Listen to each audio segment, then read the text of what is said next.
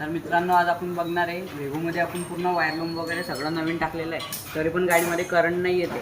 तरी व्हेगो आहे ओल्ड, तर त्यामध्ये आपण बघणार आहे की करंट का नाही येते. आता इकडे बघा, आपण पूर्ण वायर लूम त्यामध्ये नवीन टाकलेलं आहे. A to Z Naveen wire loom, Naveen battery टाकलेली आहे.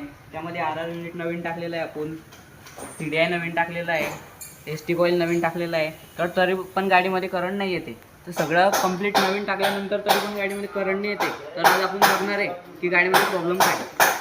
तर मित्रांनो, बघू शकता तुम्ही, करंट येत नाही गाडीत.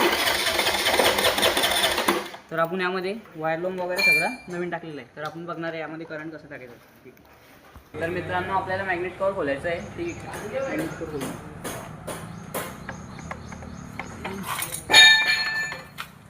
तर मित्रांनो, आपण मॅग्नेट कव्हर खोललेलं आहे. त्याला फॅन पण खोलायचा आहे आपल्याला. बघू शकता फॅन कसा चालतोय, त्यामध्ये नट नाही.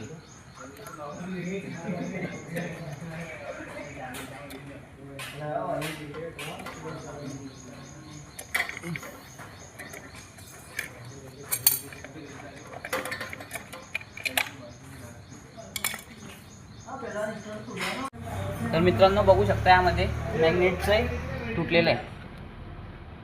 मॅग्नेटचे जे रिबीट असतात ते तुटलेले आहे.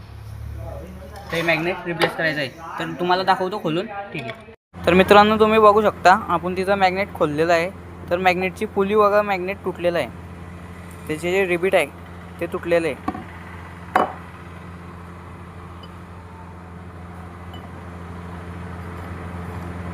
त्यामुळे गाडीमध्ये आपला करंटचा प्रॉब्लेम येत आहे.